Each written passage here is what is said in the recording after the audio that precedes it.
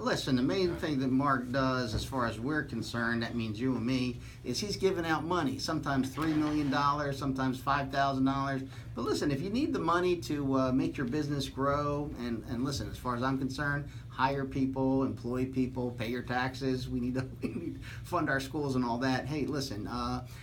Check out. You could Google it. It's Angel Venture Fair. Angel Venture Fair. Check that out, and maybe it's something that you should apply for and get funded. Well, listen. Now we're going to sit down with Max Swan. Max Swan. I say that several times because I think it's a name worth remembering. Listen, my opinion, this is a super talented dude. I think he's too talented. He don't know what to do. One hand's playing the banjo, the other playing the saxophone. He's singing, he's writing. I mean, like, man, he is all over the place. We said, like, come in for an interview. He wanted to bring a whole orchestra with him. He said, no.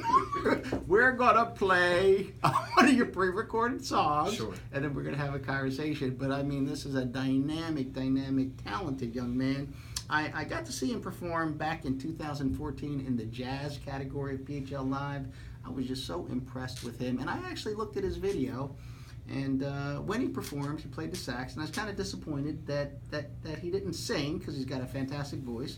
And he plays so many different instruments. And then he was back again this year, a finalist in the jazz category once again. But he had backed up one of our hip-hop artists, AIM, back in 2014, and AIM was a category winner. And so let me welcome Max Swan to the show. Thanks for having me, David. Hey, thanks for being here. Hey, what is your story, man? I mean, basically, you're a young guy here in Philly. How'd you end up here doing music? Well, I went to the University of the Arts after going to Penn Ridge High School out in the suburbs, and just kind of stayed in the area.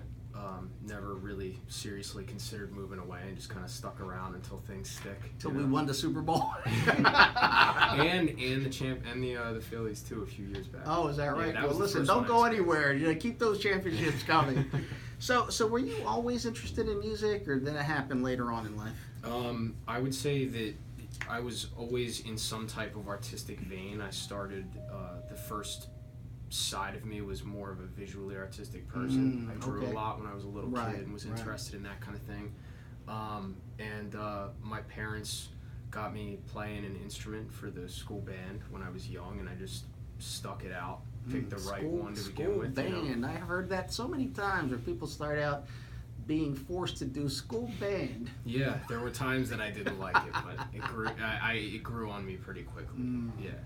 And now you play a lot of instruments, but mainly I know you as a saxophonist. As most do. Okay, is that your primary instrument that you spend time with? Yeah, I mean, I think that we all have, every instrumentalist or singer has, in their musical mind, there's one voice that rings out the most when ideas just kind of float into your consciousness. And mine is definitely saxophone, most surely because I've been doing it for 22 years now. Wow. Yeah.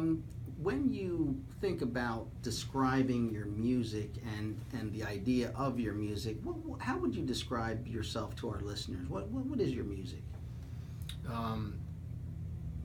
Right now, for what my music sounds like, because it's changed a number of times, and I can certainly be long-winded, the music is mostly derived from inspirations along traditional soul, rhythm and blues, neo-soul when that came around, and it's driven by my voice, my saxophone.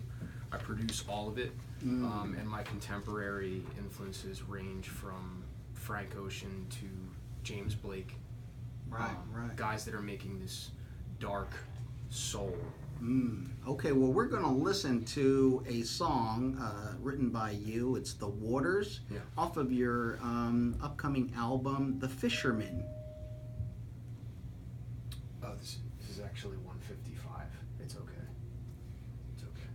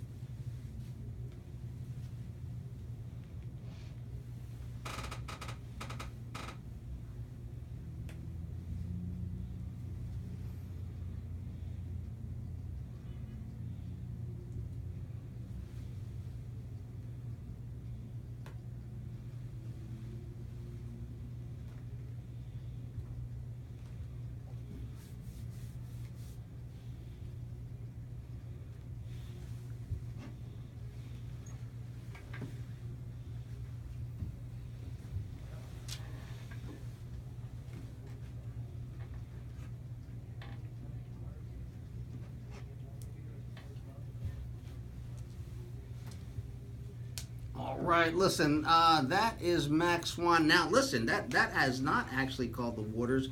This song is 155. What's that mean? Sure. What does that mean? Unfortunately, the title has nothing to do with the content in that it was initially composed at 155 beats per minute.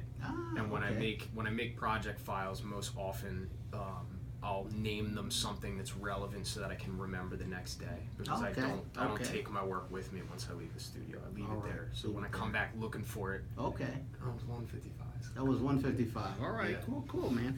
I mean, and the thing is, I've now heard you perform, different music, and one of the things that I said when I introduced you is diverse. I mean, you do one thing, you do another thing. You just have a really broad range of music in you. I think that, when I was younger, I was involved in my church choir, and I was really into it. My kind of interest currently with the vocals and with stuff that sounds more mainstream than what jazz is, I think was kind of always something that was meant to be. There was always a sense of urgency with that type of material for me that I never really found a place to look into, per se.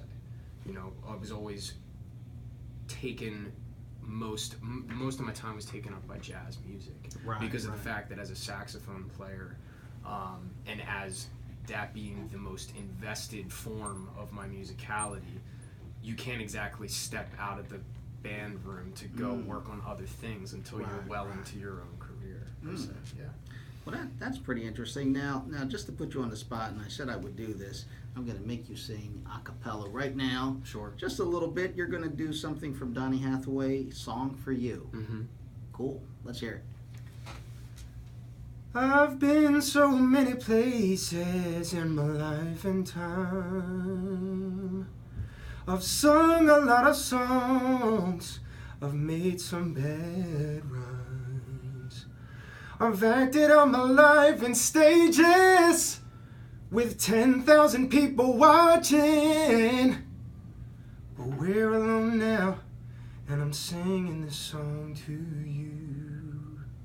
All right, fantastic, excellent. Look, we even got the fake applause. That's when you know you've made it. Listen, Max, you have reached the pinnacle. You get fake applause. That's really the highlight of anyone's career. Thank you. So, no, fantastic. So, when you look at your career in music, as you look at it right now, what lies ahead for you? What are your challenges, and what are you trying to achieve? It's an exciting time right now. There's a lot of things that have reached an end that needed to get finished, per se, with the record that I've been working on, The Fisherman, which you spoke about. Right. And I'm in a point of quiet excitement. I have a few things that I can't really deal with right now, just because it's more number of parties' opinions and views being represented properly by what I say, and off the cuff can potentially be dangerous. That's what is really exciting, because you can't talk about something. More just for the best interest. You know what I mean? I've been working on this music for there's chunks of this music that have been in my mind for the past 5 years. And I'm really excited with where it's at, because I feel a sense of completion with where everything stands at the moment. There are some things that need to, get some buttons added to them. But right now, I mean, the most important thing that's in my mind currently is next Thursday. I've got a show, one of my events, or my event, the only one I really put myself entirely behind, is called Mono Poly, which is mono being me, oneness, aloneness, and poly being my group of peers, musicians, creative-minded people that collaborate with me to make this event special and unique every single month. All the music is arranged in collaboration with myself and the artists that are featured. This month, Dream Safari and Rover, which are two groups that are polarly different, but the way that we're bringing them together, and myself with my original music, as well as DJ Silo, who's a special guest this month that I'm really stoked about. Fantastic. It's going to be really fun. That's at Milk Boy. Milk Boy? Yes. Which one? There's 2 Milk Boys now? Yeah, there is 11th and Chestnut Street. Right. And Been there many times. Love that place. Yes, I do too. That's home. Yes. But date and time. 2/22, February 22nd. Can't miss that. 2/22, February 22nd. And doors are at 8 p.m. 8 p.m. All right. Cool. Yeah. Well, listen. Good luck with that. That's pretty exciting for folks who want to check out your music online and that type of thing. Learn more about you. Where do they go? SoundCloud, Spotify. Most people have Spotify. Just search Max Swan. Yep. And my Instagram is Maxwell_Swan. Those are my 2 most active places. All right. Well, listen, thank you for joining me. Thank you. I'm glad to have you on the show because I was eager to get you on before you hit it big and won't return my phone calls. We got a couple years I think, at least. All right. Good luck to you. Thanks, Dave. Listen, everybody, stay tuned because when we come back, we're going to talk to an amazing organization doing fantastic things for not only veterans, but the family of veterans and active duty military. Okay, very good.